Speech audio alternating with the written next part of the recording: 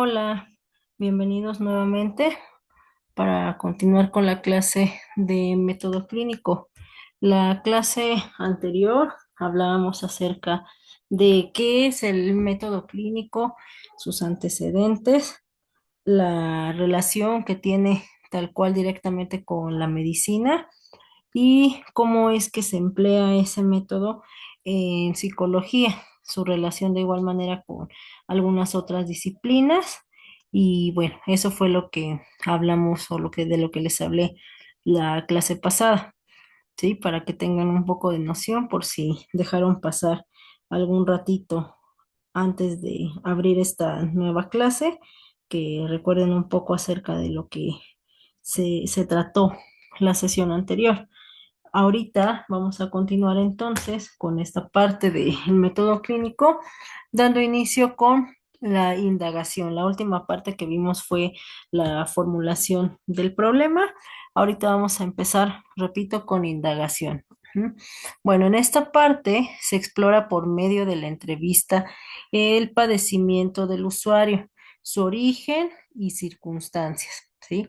Las consecuencias del mismo y dependiendo del marco teórico en que se basa, la influencia del ambiente, del contexto, las relaciones interpersonales y obedeciendo de la etapa en que se encuentra el usuario, explorar el proceso de desarrollo, las alteraciones, la psicodinamia, las funciones yoicas, la psicopatología, los síntomas, etcétera. ¿Sí? Bien. Con la indagación se lleva a cabo la entrevista y partiendo de la orientación teórica en que se apoya, es que se buscará conocer aquellos eventos que están influyendo en la conducta motivo de consulta y que se puede indagar la forma en que los estímulos del ambiente influyen en el comportamiento, la forma en la cual el sujeto procesa por medio de la cognición la información que recibe, la influencia de las motivaciones inconscientes en su forma de vivir, la manera en que la cultura y el contexto histórico que les toca vivir influyen en su desenvolvimiento y en base a la aproximación o la integración de todos estos elementos, como se están manifestando en el sujeto, que es el tal cual, el objeto de estudio. La indagación está dirigida a explorar con base al conocimiento teórico el motivo de consulta o la demanda que está planeando el usuario o solicitante de los servicios profesionales. Para ello, utiliza la entrevista psicológica, la cual debe complementarse con la realización de la historia clínica con base a la etapa de desarrollo del evaluado, la cual nos lleva al planteamiento de hipótesis y a la elección de los instrumentos y técnicas psicológicas a utilizar, es decir, las pruebas psicométricas y proyectivas, o sea, la batería de pruebas que nosotros vamos a elaborar para poder hacerlo. Esto, pues, para confirmar y recabar más datos que nos permita entender la problemática y establecer un diagnóstico, ¿sí? Para seleccionar las pruebas psicológicas que se van a utilizar, es importante considerar que deben reunir ciertas características como son la estandarización, la validez y la confiabilidad.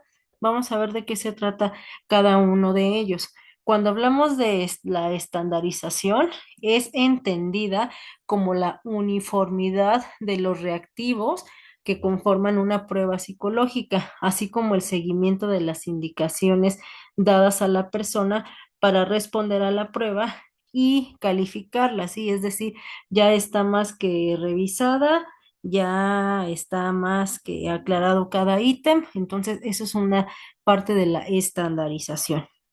Luego viene la parte de la validez, que se refiere a la cualidad de un instrumento psicológico a través del cual sus estímulos o reactivos están estrechamente relacionados con la función o conducta que se pretende evaluar, es decir, va a evaluar lo que dice que se tiene que evaluar. ¿Sí? De igual manera, pues ya está más que revisada.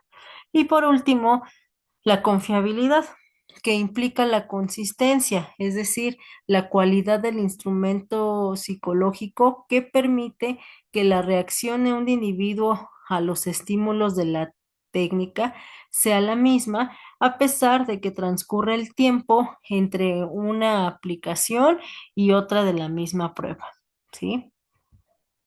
Eso con relación a la indagación. Luego vemos la parte de la abstracción.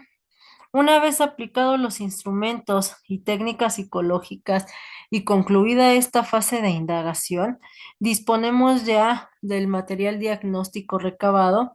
Con toda esta información, se inicia la tarea de calificar e interpretar dicho material, implicando un proceso de abstracción, ¿sí? ¿En qué consiste entonces? En identificar todos los elementos significativos de una situación, vivencia o conducta, tomando en consideración aquellos elementos o experiencias que aun cuando no están presentes, influyen en la actividad o conducta del sujeto, por lo que todos los datos obtenidos deberán ser enfocados en su relación psicodinámica para obtener realmente una información completa y profunda acerca de la persona, ¿sí?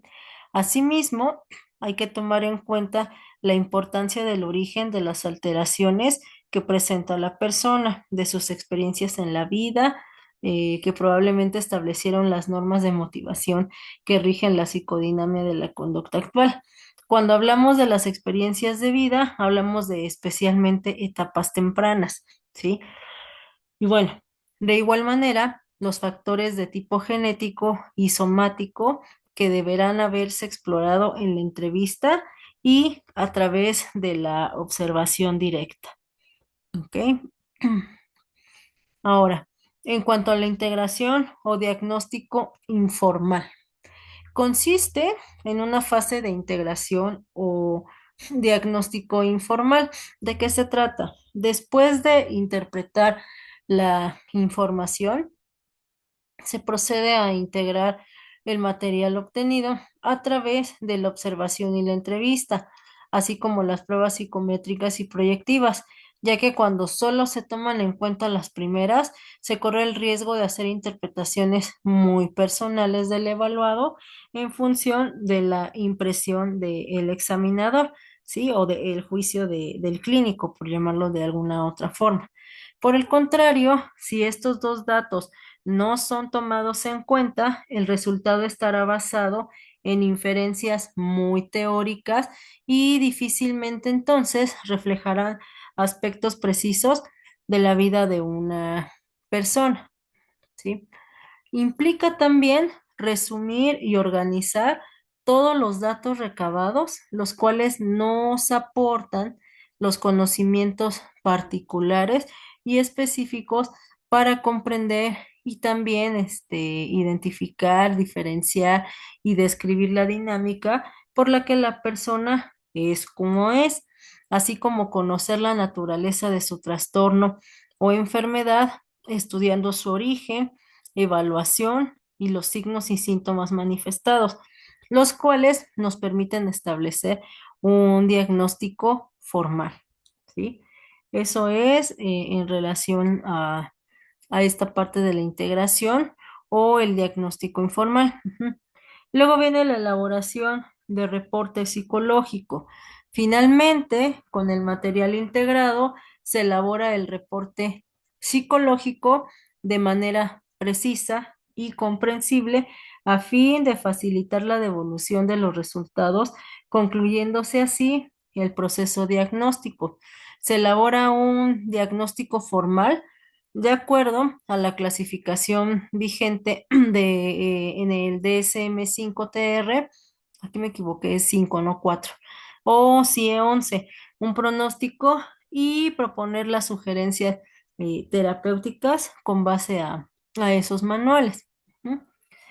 Es importante en esta elaboración del reporte psicológico no perder de vista que la evaluación de la personalidad para llegar a un diagnóstico No es simplemente una colección de técnicas que se aplican de manera mecánica, sino tienen un aspecto integral que implica la emisión de un juicio de valor que busca ser objetivo. Esto es, obviamente, pues lo más apegado a la realidad. Ujú. Cabe mencionar entonces que el conocimiento de los datos acumulados permite fundamentar la toma de decisiones. Hay que tener cuidado en no reducir el diagnóstico a una cifra, procurando tener información a partir del análisis de datos. Ajá. Se puede decir que el diagnóstico del individuo implica la comparación del individuo como tal con respecto al grupo al que pertenece, con base a las normas que regulan su comportamiento. Ujú. Esto trae varias reflexiones, en donde en términos generales se puede definir a la norma como la regularidad con que se presenta determinada o determinado tipo de conducta, ¿sí? Existen dos criterios de normalidad. Estos criterios de normalidad son en los cuales nos apoyamos. Uno, el criterio estadístico que establece que la normalidad es aquella que con mayor frecuencia aparece o se presenta en los sujetos. Es la conducta que con mayor frecuencia emiten y presentan la mayoría de las personas, ¿sí? El criterio normativo que establece que lo normal son las conductas que en su mayoría comparten los integrantes de un grupo. Las pruebas psicométricas son solo puntos de orientación en el conocimiento de lo que es el individuo para poder emitir un diagnóstico, ¿sí? Esto también ya lo he mencionado con anterioridad y también lo revisamos en personalidad disfuncional.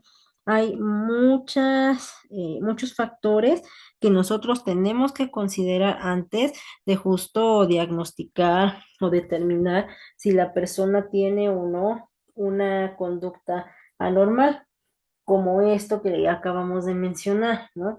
El lugar en el que vive, sus tradiciones, costumbres, etcétera, para entonces con base a ello ya poder determinarlo. E incluso la situación actual en la que la persona se encuentra, en la que la persona vive. ¿Sale? Por ejemplo, un sujeto al que se aplica un test sale que está muy deprimido y que por tanto su fuerza vital se encuentra baja y además encontramos que hay una fuerte agresión contenida con ideación suicida. Es peligroso que el psiquiatra le recete un antidepresivo sin estricta vigilancia, ya que al aumentar la fuerza por la actividad del psicofármaco, es posible que sí lleve a cabo las fantasías de suicidio que ya estaba maquilando, ¿sí? Es decir, si el psiquiatra emite una receta en el cual le va a dar este antidepresivo, si no tiene una red de apoyo en casa y principalmente el apoyo psicológico, porque recordemos que lo que nosotros hacemos es a nivel conductual y a nivel emocional, si tiene más fuerza, porque justamente ya el cerebro empieza a tener mayor fortaleza, a tener mayor regulación, evidentemente, si no hay este respaldo, la posibilidad que pueda llegar a la acción suicida es mayor, por lo que ya les acabo de explicar, ¿sí?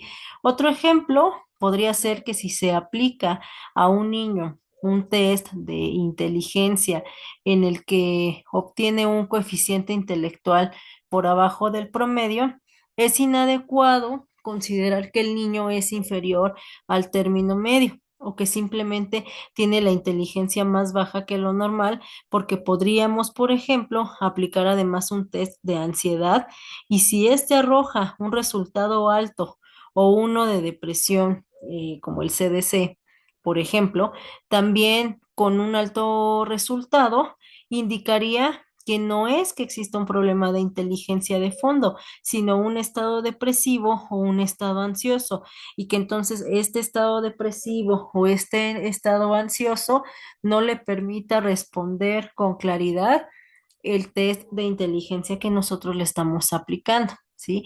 Por esas razones que es importante revisar todos los factores de manera individual por la cual el sujeto evaluado, nuestro consultante, está viviendo en ese momento para poder tener una buena determinación, ¿sí? Entonces, con esto, como vemos, los test son instrumentos, guías y solo sugieren la personalidad del sujeto. Y mientras mejor armada tengamos esta batería que les he mencionado, esta evidentemente pues nos va a arrojar resultados más certeros y por tanto tenderemos a dar un diagnóstico apropiado que al tener este diagnóstico apropiado, pues obviamente nos va a permitir también poder elaborar un plan de tratamiento adecuado para que nuestro consultante mejore, ¿sí? El otro elemento es que es importante definir es el de personalidad, el cual es la organización dinámica de los sistemas psicofísicos que influyen, perdón, en el ajuste del individuo a su medio. La organización dinámica implica que está en constante, o que está, perdón, en constante movimiento. Otra vez, la organización dinámica implica que está en constante movimiento, por eso es dinámico, que lo psíquico influye sobre lo físico y viceversa, y que este proceso a su vez está influido por el medio, el contexto histórico que le toca vivir al sujeto. Por lo tanto, es necesario que tengamos conocimiento más específico y detallado de lo psíquico, que está integrado por lo emocional y, por supuesto, lo intelectual. Ahora, un elemento importante, el sistema físico. ¿Sí?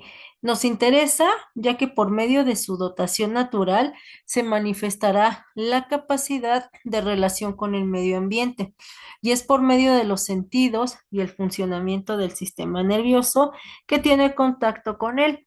Por ello, es importante el conocimiento de su maduración y desarrollo, ya que la alteración de la maduración y desarrollo puede tener repercusiones importantes en el sujeto, distorsionando y alterando la relación con el medio en que se desenvuelve y teniendo a una inadecuada percepción de sí mismo, lo que le impide que se experimente a sí mismo y se diferencie del medio en que se desenvuelve, además de otras manifestaciones. Sí, por eso es la parte física. Ujú. Nos vamos al aspecto intelectual. Aquí es importante definir la inteligencia, a la cual muchos autores definen como la capacidad para resolver problemas. Sin embargo, es el agregado o capacidad global del individuo para actuar propositivamente, para pensar racionalmente y para conducirse adecuada y eficientemente con su ambiente.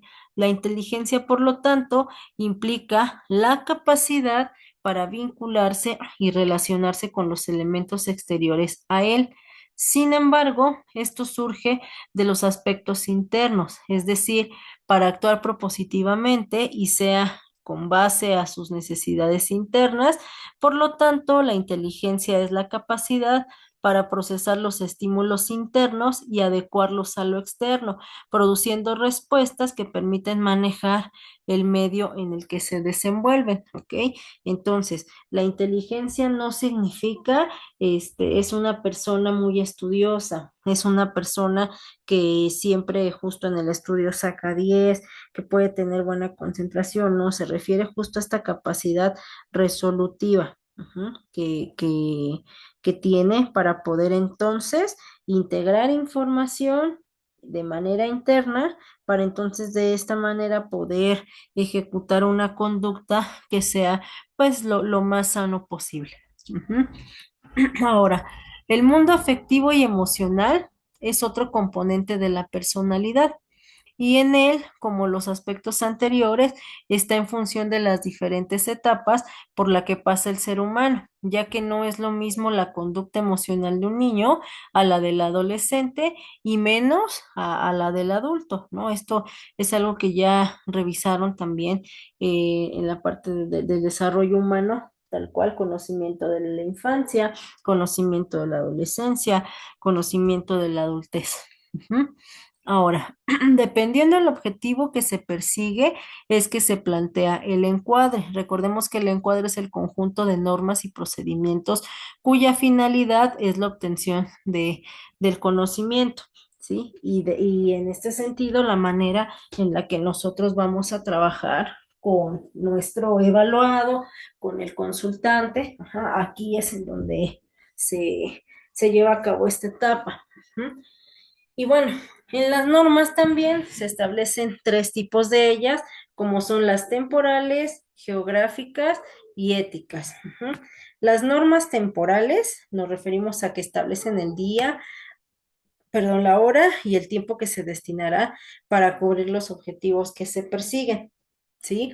Las normas geográficas, pues establecen el lugar en donde se va a realizar la actividad y las normas éticas, que son el respeto, la confidencialidad y la competencia que caracterizan a quien lleva a cabo tal actividad.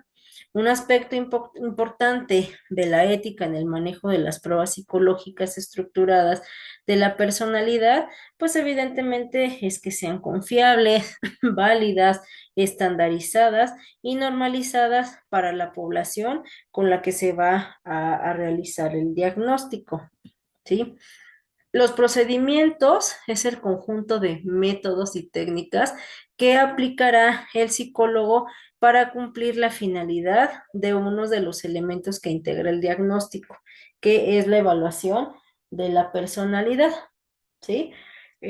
Para obtener un conocimiento específico y detallado de la persona o un grupo, es que se realiza el diagnóstico, el cual comprende la entrevista, la aplicación de pruebas psicológicas, la realización de la historia clínica y se complementa con el reporte psicológico y la devolución de la información, dependiendo del objetivo del diagnóstico, que puede ser individual, de pareja, de familia, de comunidad, y va a ser el tipo de técnicas que el psicólogo empleará para realizar esta función. Sin embargo, pues por ser el individuo el que por el momento nos interesa, pues en él es en el que nos vamos a centrar. Sin embargo, es importante que, como ya mencioné, mencionar todo esto, ¿sí? Esto se menciona justo en la elaboración del reporte psicológico porque necesitamos revisar que toda esta parte que estoy mencionando quede, quede cubierta, ¿sí? Porque sin todo esto, evidentemente, no voy a poder realizar un reporte psicológico completo, como ya lo revisamos en algún momento en la elaboración del informe, ¿ok? Bien, entonces, para la realización de la evaluación de la personalidad, el psicólogo se puede auxiliar del método clínico, no solo para obtener un conocimiento específico de la persona que va a diagnosticar, sino que en ella pone en juego una serie de elementos que incluyen la aptitud clínica y la aptitud clínica también, perdón, me equivoqué. Por lo que es importante tener un conocimiento del mismo. Son solamente la aptitud clínica, perdón. Y bueno, eso es con relación al informe y por eso es que, bueno, al reporte y por eso es que se menciona todos estos elementos que deben considerarse para poder elaborarlo. Ujú. Ahora, vamos a revisar la parte del método clínico experimental.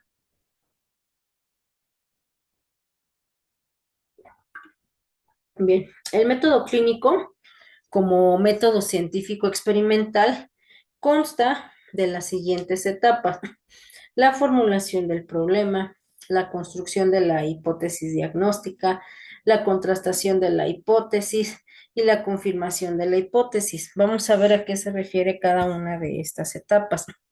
En la formulación del problema, vamos a empezar con esta etapa. Aquí se estructura y delimita de manera formal la interrogante. Se recolecta la información también.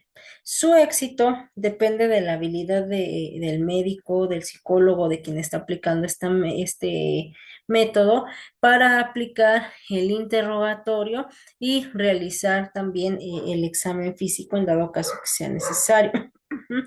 La construcción de la hipótesis diagnóstica, la cual requiere de todo un ejercicio intelectual que depende indudablemente de los conocimientos del galeno, como ya lo hemos hablado. Contrastación de la hipótesis. Desde la hipótesis se indican estudios complementarios que junto a la evolución y a la presencia de nuevos hallazgos permiten probar la hipótesis, ¿sí? Confirmación de hipótesis. Puede ser el punto final del proceso del diagnóstico, si es que se ha concluido el diagnóstico de certeza o incluso el comienzo de todo un nuevo ejercicio científico, tomando como punto de partida una nueva hipótesis. Ya les he mencionado con base a qué se realizan estas hipótesis y por qué es importante entonces conocer de psicopatología, ¿vale? Y luego vienen los componentes del método clínico.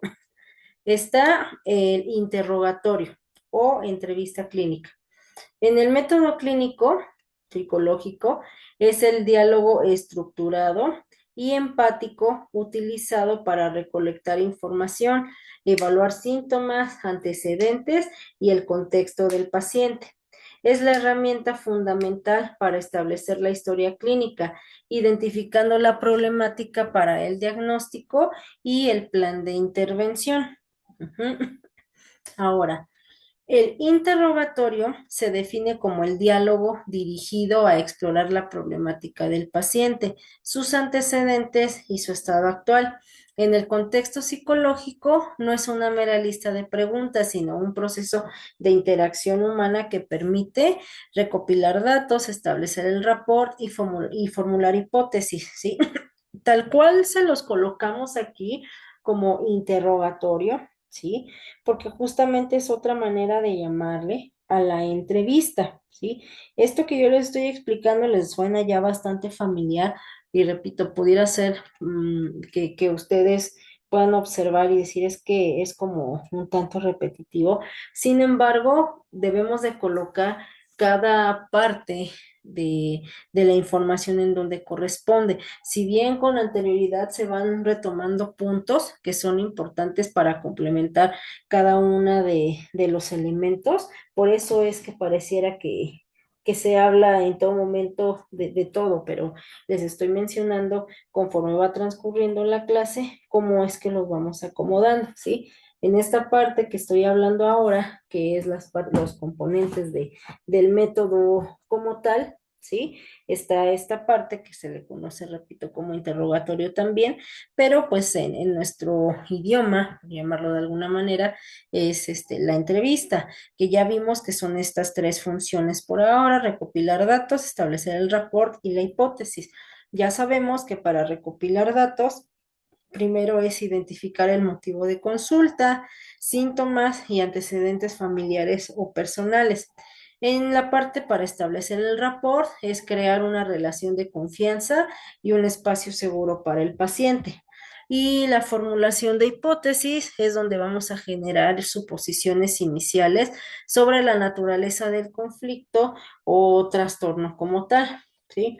Los aspectos claves a considerar dentro de este interrogatorio o entrevista clínica, primero es la finalidad, que es decir, recopilar datos significativos y subjetivos que junto con la observación permitan al psicólogo entender la problemática y el contexto del paciente, ¿sí? Recordemos nuevamente que de esto depende el éxito de nuestro diagnóstico y también del método de intervención que se va a utilizar. Es importante recordar que la habilidad del psicólogo, del evaluador, es vital para poder entonces tener una buena entrevista, ¿vale? Luego viene el contenido. Ujú. Abarca la ficha de identificación, motivo de consulta, historia de la enfermedad actual, es decir, el cronopatograma, ajá, la historia personal, la familiar, social, médica y psicopatológica. Ajá. Esto de la historia de la enfermedad y demás, bueno, pues ya sabemos a qué se refiere. El proceso. que se basa en el diálogo y la escucha activa, yendo de temas menos conflictivos a los más sensibles, ¿sí? Por eso vamos a identificar de dónde a dónde tenemos que ir nosotros abarcando dicho interrogatorio, dicha entrevista. Luego viene la técnica. Requiere del profesional empatía, evitar la sugerencia de respuestas y adaptar la profundidad del interrogatorio según la relevancia para el caso. ¿Sí? Recordemos que aunque nosotros podamos tener dentro de estos interrogatorios o entrevistas algo ya estructurado, conforme el juicio clínico, vamos a tomar decisiones para saber qué preguntas requieren mayor profundidad o mayor tiempo incluso para que el entrevistado elabore sus respuestas, ¿sí? Y tenemos también la formulación. Es crucial indagar tanto los hechos concretos como los sentimientos y la forma en que el paciente narra su situación. Ujú. Luego nos vamos con el examen físico.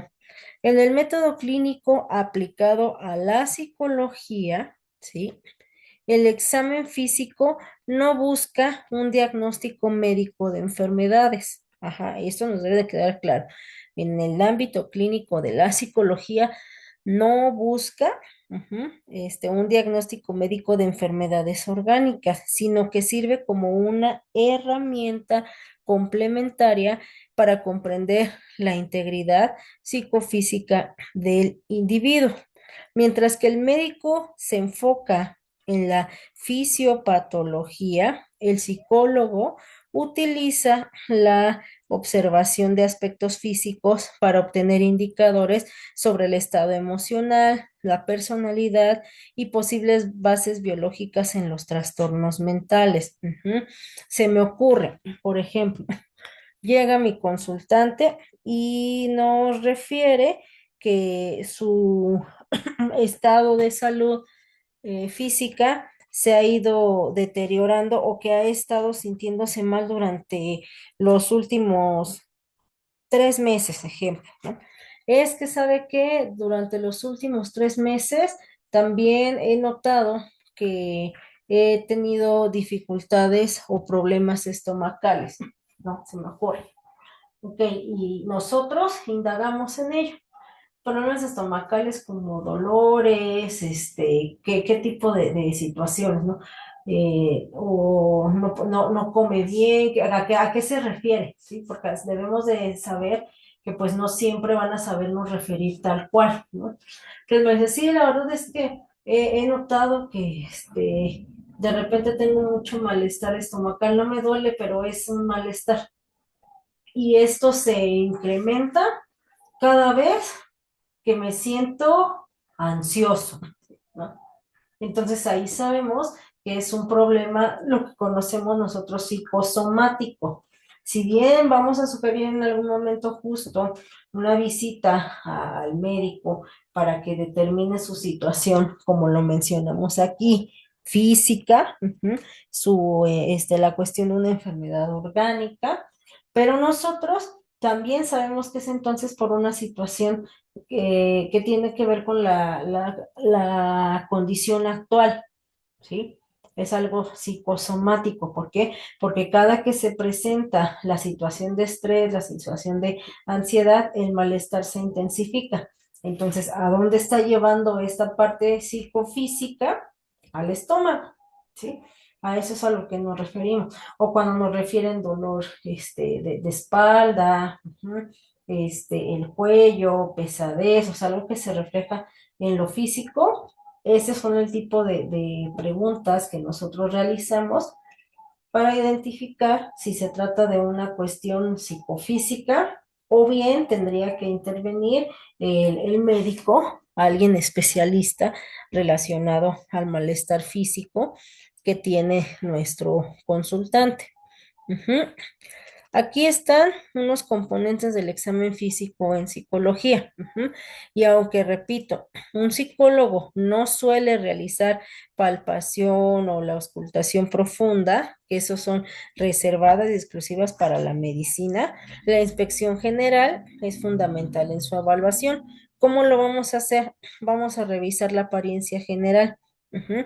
La observación del aseo personal, la vestimenta, que es adecuación al contexto, la postura y el biotipo, ¿sí? Es decir, la condición de al niño, tal cual lo mencionamos nosotros, ¿no? Esa es una apariencia general. Luego viene las facies y expresión, es decir, gestos faciales que denotan estados de ánimo como tristeza, ansiedad, aplanamiento afectivo o euforia. Ajá. El aplanamiento afectivo es cuando el consultante no manifiesta o no expresa ningún tipo de emoción. Ajá, a eso se refiere. Luego viene también la actividad motora. Ujú. Si vemos que hay presencia de tics, temblores, agitación psicomotriz, lentitud o movimientos estereotipados. Ujú. Luego también vienen los signos de somatización, identificación de marcas físicas relacionadas con el estrés o trastornos específicos, como lesiones por rascado, ajá, onicofagia, que es el comerse las uñas, o cicatrices de autolesiones, ¿sí? Esos son otro tipo de somatización. También nosotros lo vamos a revisar. Y también el estado nutricional y vital. La observación de cambios drásticos de peso, palidez o signos de fatiga extrema que puedan estar vinculados a trastornos de la conducta alimentaria o depresión, ¿sí? O sea, entonces nosotros no vamos a tener el estetoscopio puesto y medir presión arterial con el estetoscopio también, buscar escuchar pulmones, o sea, no, esa parte a nosotros no nos corresponde. Lo físico nos vamos a relacionar a lo que les acabo de mencionar ahorita y evidentemente esto, ¿cómo lo vamos a hacer? Pues con una observación, ¿sí? La observación directa y también pues lo que nosotros podemos hacer en la entrevista, ¿no? Con las preguntas que van específicamente a esta área, ¿sale? Luego viene el diagnóstico médico. Ujú. Una vez que se ha elaborado el expediente clínico con los datos generales, nombre, edad, estado civil, domicilio, ocupación, escolaridad, datos de contacto, los datos de salud, que son las enfermedades actuales, enfermedades anteriores, si toma algunos medicamentos, intervenciones quirúrgicas, datos de actividad física, salud familiar, hábitos de salud, la información de salud mental, tratamientos psicológicos anteriores, tratamiento farmacológico, medicamentos cotidianos, antecedentes familiares de salud mental, diagnósticos previos, etcétera, ¿sí? Esto es lo que se va recopilando. Otros datos como los aspectos generales, que son la comunicación, relaciones sociales, apoyo familiar, problemas legales, síntomas, motivo de consulta, objetivos del tratamiento, contactos de emergencia. Y una vez que se conocen las necesidades del paciente, se determinan las pruebas psicométricas necesarias para continuar con el diagnóstico, ¿sí? Todo esto que les estoy mencionando, repito, porque hay veces que por más que lo mencionamos de manera constante, no queda claro o llega a confundirse. Estos datos que les acabo de mencionar son parte del expediente clínico, ¿sí? Nosotros necesitamos tener un expediente clínico, ¿sí? Y entonces, este expediente clínico, ¿qué trae? La historia clínica, la entrevista, las pruebas, ¿sí? Porque a veces creemos que solo la historia clínica es expediente, no, forma parte del expediente, ¿sí? Posterior a esto, porque el expediente no se acaba, chicos, con esta primer parte, que es la elaboración de la entrevista, historia clínica, psicométricas, todo eso, no, ese es el inicio y parte del expediente, ¿sí? También debemos de tener el seguimiento de las sesiones, forman parte de ese expediente, ¿sí? Espero con esto ser como bastante clara.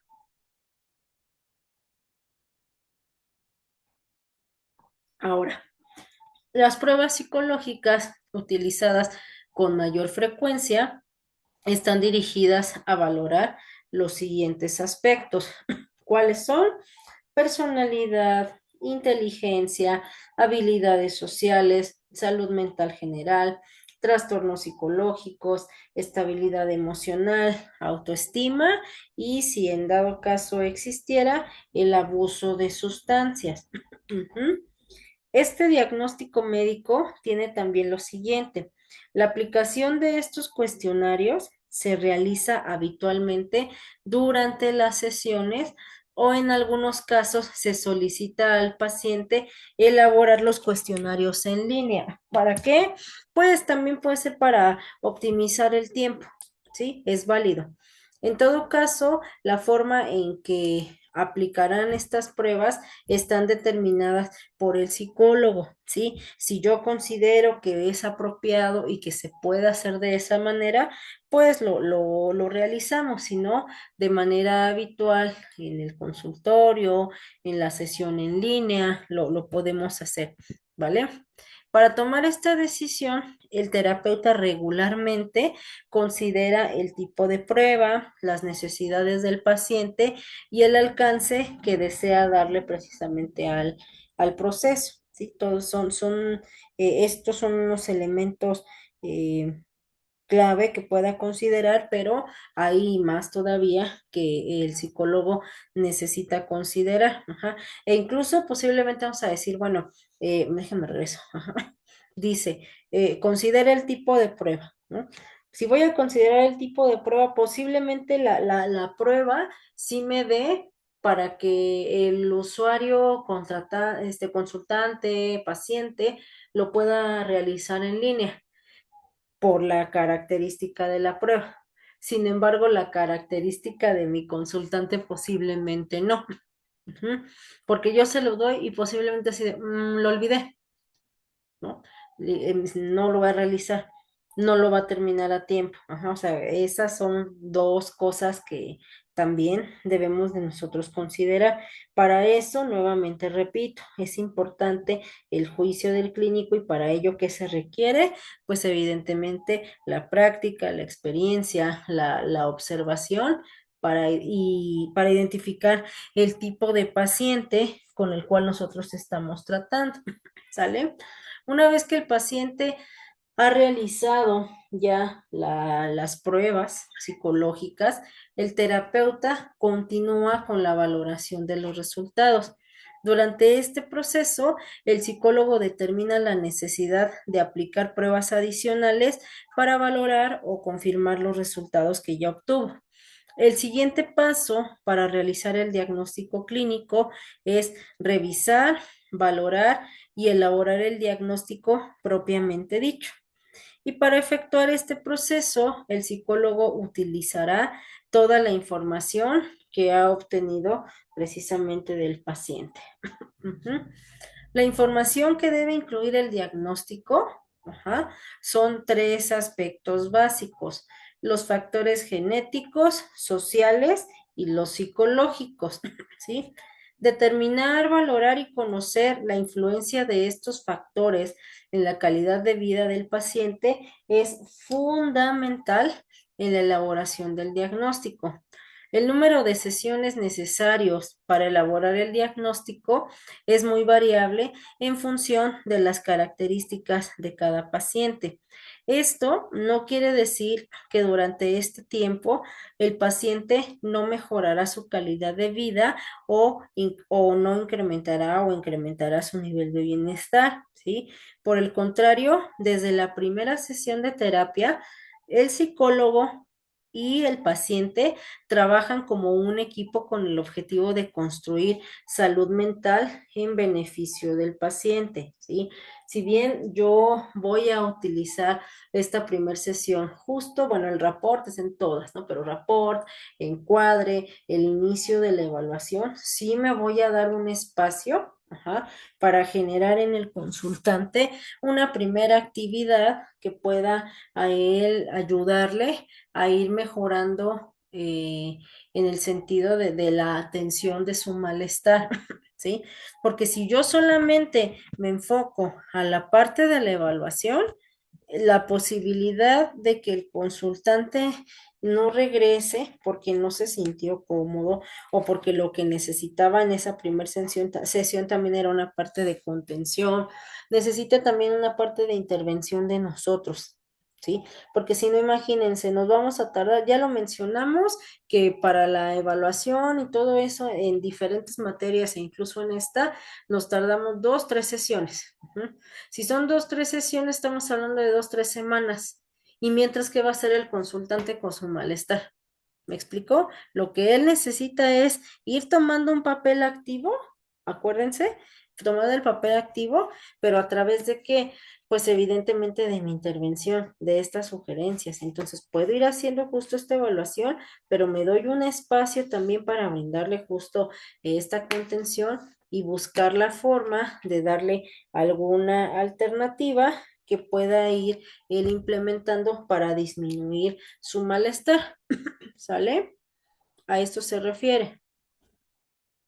Nos vamos ahora a las utilidades básicas del diagnóstico médico, ¿sí? Bueno, porque aquí estábamos hablando del diagnóstico que se tiene que considerar para poder realizar. Repito, todo esto porque en algún momento pues se va a elaborar también este reporte, ¿sale? Vienen las utilidades básicas del diagnóstico médico. Empezamos con la parte taxonómica. Las utilidades taxonómicas del diagnóstico psicológico se refieren a la capacidad de este proceso para ordenar, clasificar y estructurar los fenómenos mentales y conductuales en categorías reconocibles, como los síndromes o trastornos, basándose en criterios científicos. Estas funciones permiten organizar el conocimiento complejo sobre la salud mental. Las principales utilidades taxonómicas son identificación y categorización. Ellos permiten agrupar un conjunto de síntomas, ajá, según su frecuencia, duración y etiología, dándoles un nombre técnico que facilita su reconocimiento, ¿sí?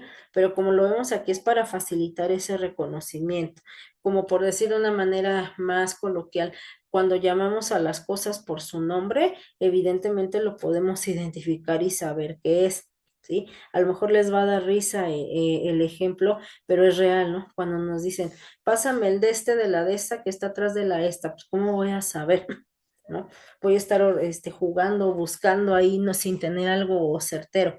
Ajá. Nosotros, evidentemente, en el área de la salud no podemos hacer esto. Ujú. Por eso es que tenemos esta característica o pues sí, esta característica que es la identificación y categorización solamente para esta parte. Ujú. Luego viene lo que conocemos como diagnóstico diferencial. Es crucial para distinguir un trastorno de otras condiciones con síntomas similares. Por ejemplo, diferenciar la depresión de un hipotiroidismo. Ajá, lo que refina la clasificación. ¿Cómo voy a tener este diagnóstico diferencial o a qué se refiere? Justo como lo mencionamos aquí, cuando dos trastornos, dos condiciones se parecen. Ujú. Yo les pongo mucho el ejemplo de unos gemelos, ¿no? Cuando yo veo a unos gemelos idénticos, decimos, pues es lo mismo, ¿no? pero si les prestamos atención a cada uno, va a tener alguna característica que lo haga diferente del otro. Ujú. Posiblemente un lunar, la forma de vestir, el olor del perfume que utiliza, no lo sé, eso sería el diagnóstico diferencial, lo que los hace diferentes. Se parecen muchísimo, pero esta característica como tal es mi diferencial. ¿Vale? Espero que con esto les quede más claro a qué nos referimos con este diagnóstico diferencial. Viene también la comunicación profesional estandarizada. Proporciona un lenguaje común entre profesionales de la salud, permitiendo transmitir información concisa sobre el paciente, su gravedad y el curso probable del cuadro. Esto es importante. En esta parte taxonómica dice es la comunicación profesional estandarizada, ¿sí? Es decir, cuando va dirigido de profesional a profesional, ¿sí? Para que entonces este lenguaje común pueda ser identificado. Algo sencillo que podemos poner como ejemplo de un lenguaje profesional, ajá, un lenguaje común, son los criterios diagnósticos, los F. Ujú. Si yo veo F10.3, tengo que saber de qué se trata. Ujú. Es un lenguaje profesional, ¿sí? Por poner algún ejemplo. Luego viene la organización del conocimiento científico. Aquí conecta las observaciones clínicas individuales con sistemas clasificados internacionalmente como el CIE-11 o el DSM-5TR, que se refiere al texto revisado. Investigación y epidemiología. Facilita la investigación al agrupar casos similares, lo que permite estudiar causas, cursos y tratamientos efectivos para trastornos específicos. Y también la predicción de la evolución, es decir, el pronóstico. Esto ayuda a establecer una línea base para predecir cómo se comportará el trastorno a lo largo del tiempo, ¿sí? Esto lo podemos identificar usualmente cuando leemos pronóstico reservado, pronóstico favorable o pronóstico no favorable. Ujú. De acuerdo a cómo se vaya observando al antecedente, incluso podemos determinar el tipo de pronóstico, ¿sí? Viene la parte referencial o denotativa. Ujú. La utilidad referencial o denotativa del diagnóstico psicológico se refiere a su capacidad para describir, objetivar y clasificar de manera precisa la realidad mental, comportamental y emocional de un paciente. Actúa como un mapa conceptual que señala fenómenos concretos, permitiendo que el profesional de la salud mental y el paciente compartan un mismo lenguaje sobre lo que está sucediendo desprovisto de juicios de valor, ¿sí? Hay utilidades fundamentales en esta dimensión. Primero, la identificación objetiva, que es un etiquetado funcional. Esto nos va a permitir o permite nombrar un conjunto de síntomas o síndromes, ajá, basándose en su frecuencia, duración y etiología, lo que facilita su reconocimiento y su comprensión. Luego viene la reducción de la incertidumbre. Para el paciente, el diagnóstico denotativo elimina la duda sobre qué es lo que le pasa al poner un nombre a su sufrimiento, ¿sí? Usualmente con nosotros a eso llega, ¿no? De manera más común o coloquial, lo que el consultante quiere justo es este diagnóstico. Ajá. Dígame que lo que me está pasando tiene un nombre. Ujú. me estoy sintiendo de esta manera porque tengo esto, ajá.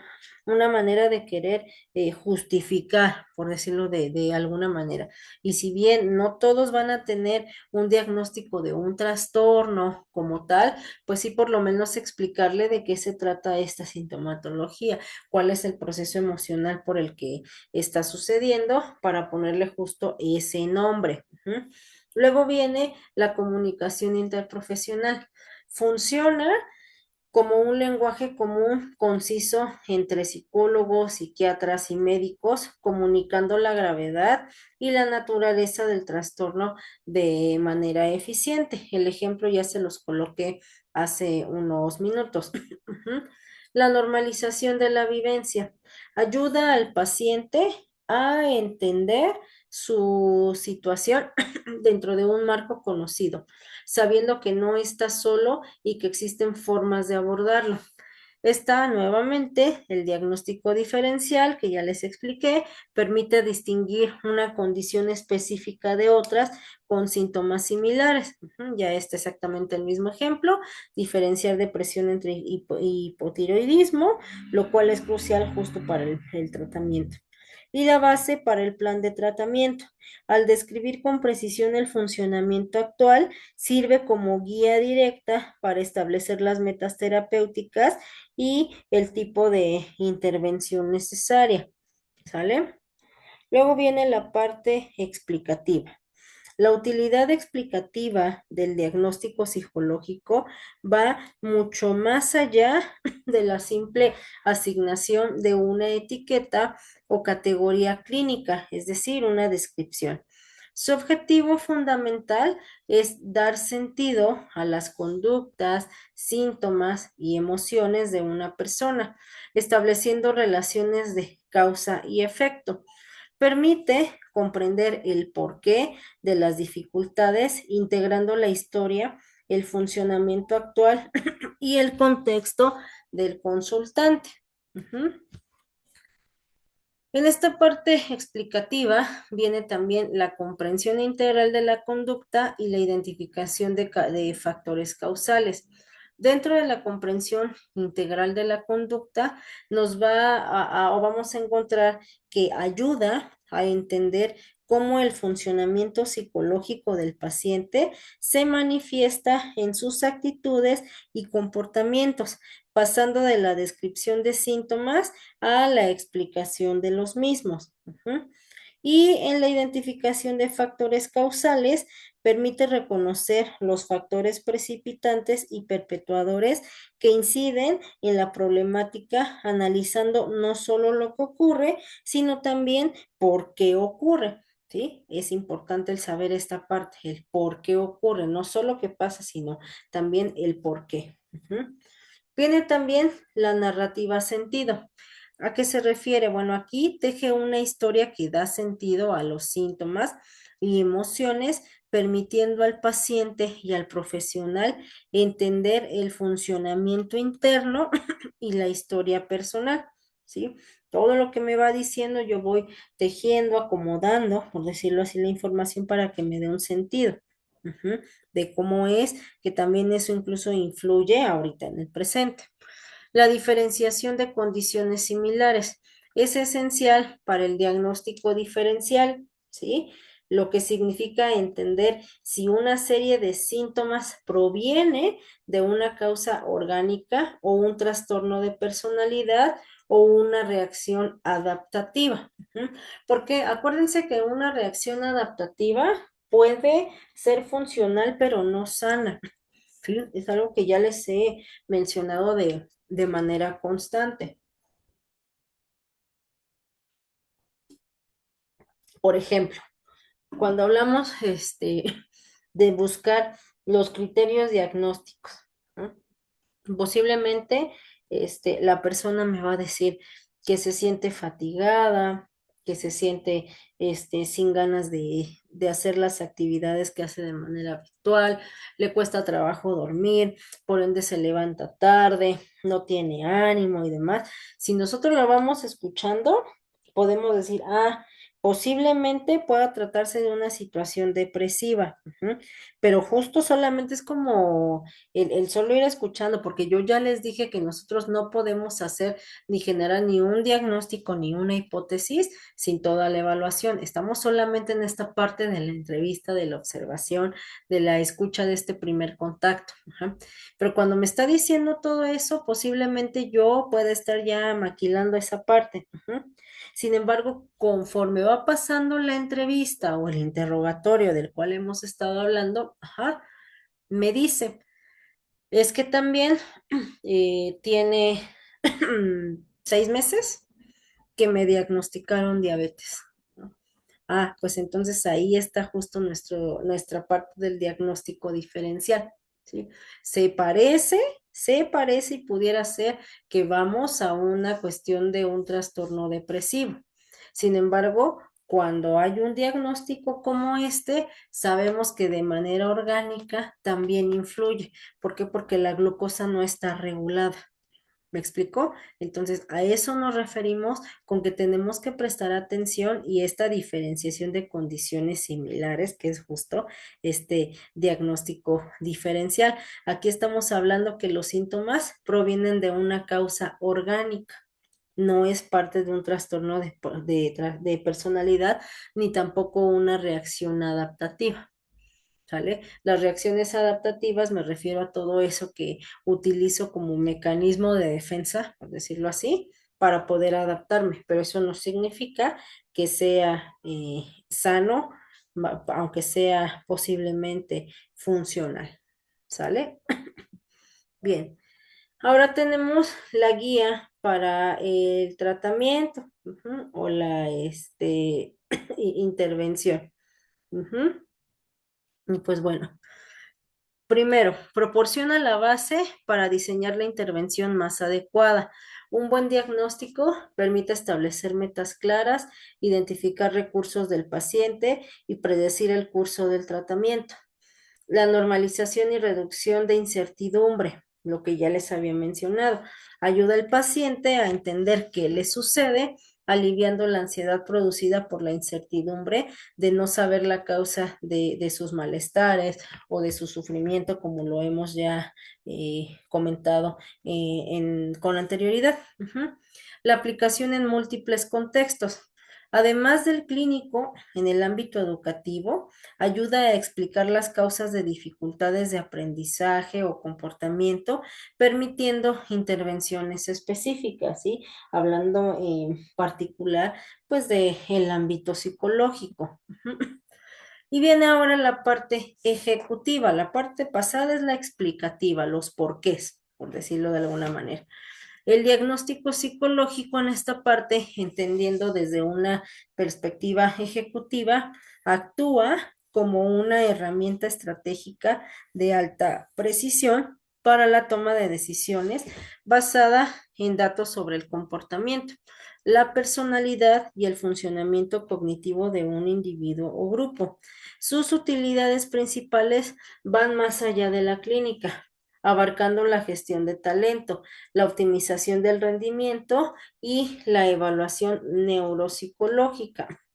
En ese sentido, en primer lugar, tenemos la toma de decisiones, por ejemplo, el reclutamiento y selección de personal, ¿no? Identificación del ajuste persona-puesto.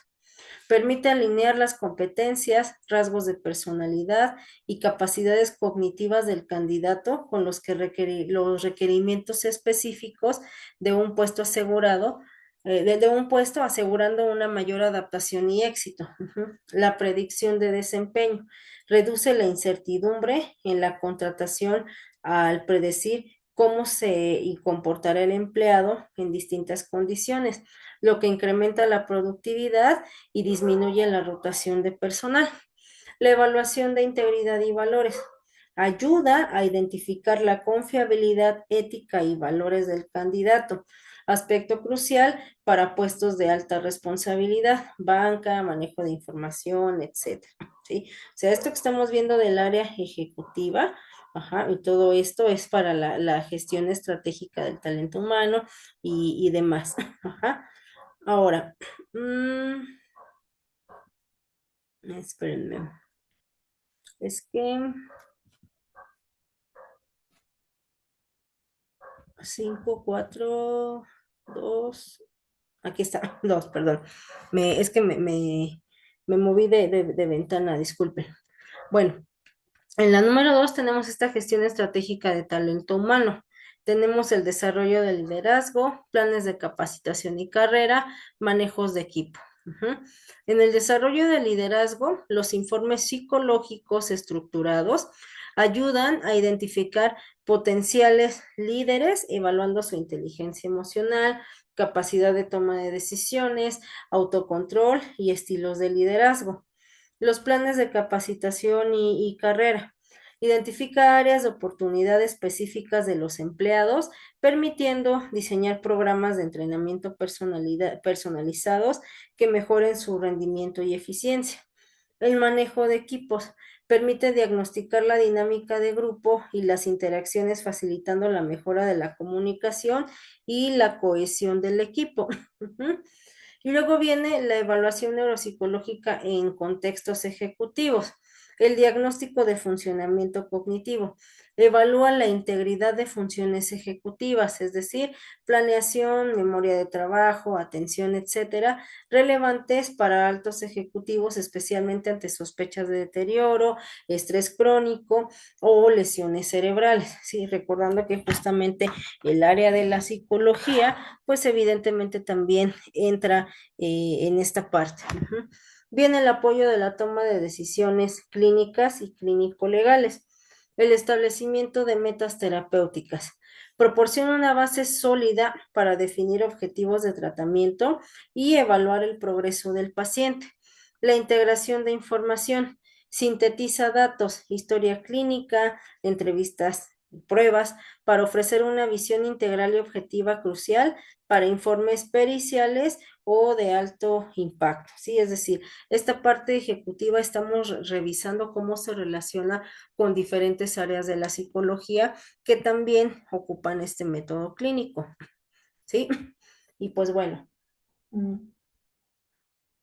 por hoy lo vamos a dejar hasta aquí, hasta esta parte. Y en la siguiente clase vamos a darle ya conclusión a la parte del método clínico, ¿sí? En esta clase entonces revisamos o dimos continuidad a cómo es que este método clínico se va utilizando y esta ocasión vimos cómo se aplica en diferentes o en esta área también laboral, un poquito de educativa en relación a la psicología. ¿Sale? Pues bueno, chicos, entonces en la siguiente clase nosotros le vamos a dar ya fin a la parte del método clínico. Gracias por su atención y pues en la siguiente me escucharán para dar fin. Gracias.